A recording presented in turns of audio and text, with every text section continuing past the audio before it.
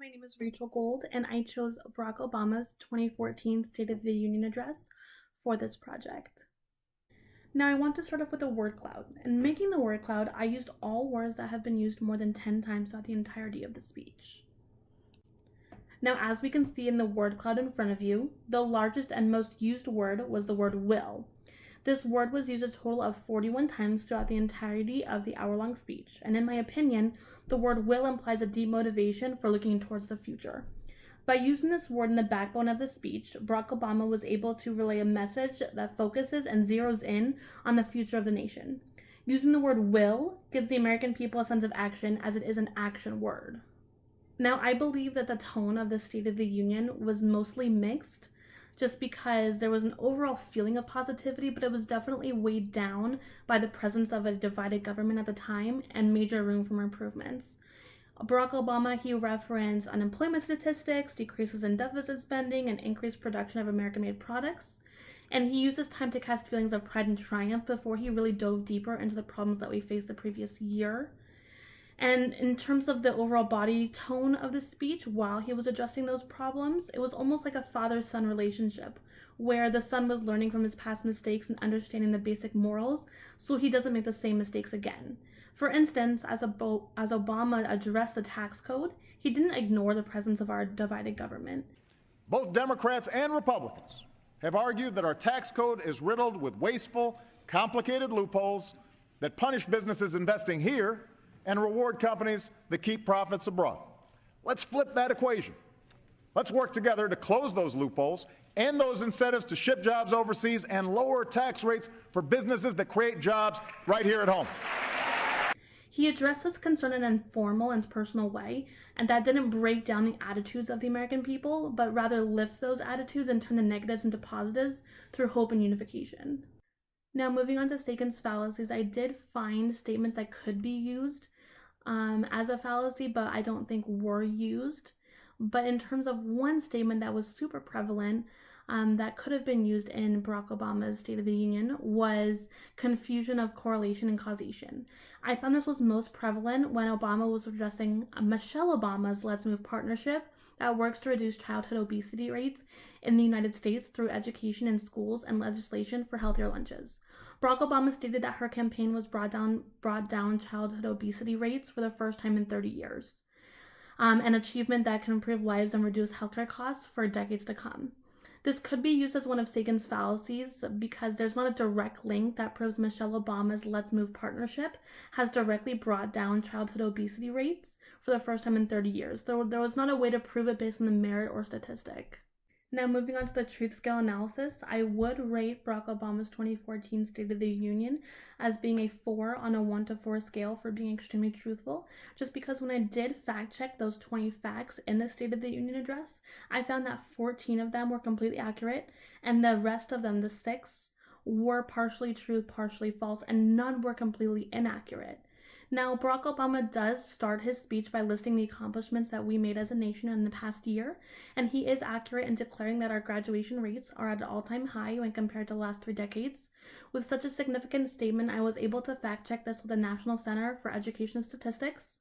Along with the reflection of the previous year, he also addresses lowest unemployment numbers, 8 million new jobs over the last 4 years, and cutting our deficits by more than half. The only fact that in that set that I found to be half truth and half false was the more than 8 million new jobs our businesses have created over the past 4 years. According to PolitiFact, only 5.7 million new jobs were created over the past 4 years. And then one fact that was extremely surprising in its reflection and very difficult for fact checking was more oil produced at home than we buy from the rest of the world. The first time that's happened in nearly 20 years. But fortunately, I was able to confirm the statistic by using 2 different reports from the U.S. Energy Information Administration with their independent statistics and analysis report. They found that the United States produced 8.7 billion barrels per day in 2014 because of shale formation discoveries in New Mexico, North Dakota, and Texas. I was able to then compare those numbers with another report from the Energy Information Administration that details the amounts of barrels per day of crude oil and petroleum imports into the United States over the last 20 years, proving Obama's fact to be accurate that we in fact did produce more oil in our land than the amount that we import over the last 20 years in 2014. I was surprised that while covering the wage gap between men and women, his fact of today, women make up half of our workforce, but they still make 77 cents for every dollar a man earns, to be only partially true. According to Pew Research report, women actually earned 84 cents for every dollar a man earned that year. But overall, I do believe that Barack Obama, for his 2014 State of the Union address, does deserve a 4 on a 1 to 4 truth scale for being extremely truthful after my fact-checking analysis. Now, in terms of addressing liberal conservative coverage of Barack Obama's State of the Union in 2014, I do believe that's important to realize what was going on at the time. And in 2014, the Republicans actually had the largest majority in terms of seat numbers in both the House and the Senate since 1929. And as the first African-American president in United States history with his liberal agenda of tax cuts and plethora of social welfare programs, Barack Obama was met with extreme hesitation and backlash whenever enacting any new legislation through the House and the Senate. But before I delve deeper, I did realize that this particular State of the Union came after the third longest government shutdown in United States history. Now, in October of 2013, the government was shut down for a total of 16 days, as Democrats and Republicans couldn't come to an agreement to fund or defund Obamacare, as well as raise the debt ceiling. Now, in terms of choosing which coverage news source I wanted to use, I wanted to use a source that would be completely opposite ends of the political spectrum. I chose CNN and Fox News. Both are seated in their own party lines, and I thought comparing these networks would really highlight the difference in tones of the speech and illustrate a vast gap in party lines at the time. Now, the first major difference in coverage was the overall tone, starting directly from the headlines of both liberal and conservative sources. CNN reported, "Obama calls for action, with or without Congress," while Fox News reported in their headline, "Obama falls short, missed valuable opportunity." The liberal source immediately starts off their coverage in tone by addressing that Obama calls for the rebuilding of a nation, even if Republicans are not on his side, while the conservative source describes the speech as filled with rhetoric. It felt like a litany of rehashed promises, no more, no less. As both sources go through and cover the speech in its entirety, the tone of opposite coverage was glaringly obvious. CNN framed Obama's State of the Union as the vintage Obama, blending hopeful calls for a united approach with declarations of presidential independence through executive orders.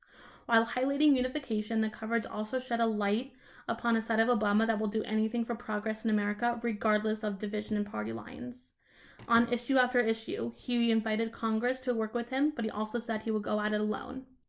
In comparison to Fox News, as they regarded this unification invitation as, "We have a president who is only gesturing to his Republican colleagues rather than reaching across the aisle in a meaningful way to create the United States of America he so beautifully described a decade ago." Now, in terms of content in both liberal and conservative articles, they were similar. However, there were striking differences in the way they talked about how Obama addressed these issues. CNN covered Obama as he spoke of Obamacare as Obama chided Republicans for trying to undermine his signature healthcare law that passed in 2010 without GOP support, and used this opportunity to highlight the Republican extreme dislike for a law that's already helping millions of Americans.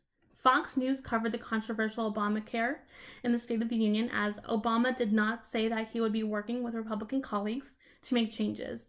The president shielded himself from having to make any substantive compromises or concessions.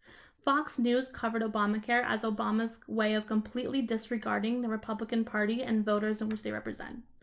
Now, in terms of the third difference, I chose the specific word choice of each article when referencing Obama and his initiatives because they're significant in the liberal and conservative agendas. Using words like action, response, reform, and progress were some of the most used words in CNN's article. Now, in comparison to Fox News when representing Obama and the State of the Union, the most used words were defense, missed, issues, challenges, and mediocre. Highlighting the differences in coverage of the liberal and conservative party affiliation in regard to Obama's 2014 State of the Union really forced me to realize that one overarching similarity between the news networks. Even though their stances on almost every issue are opposite sides of the spectrum, CNN and Fox News were in fact contributing, in my opinion, to the massive division between party affiliation through their coverage. I really do hope you enjoyed this presentation. Thank you.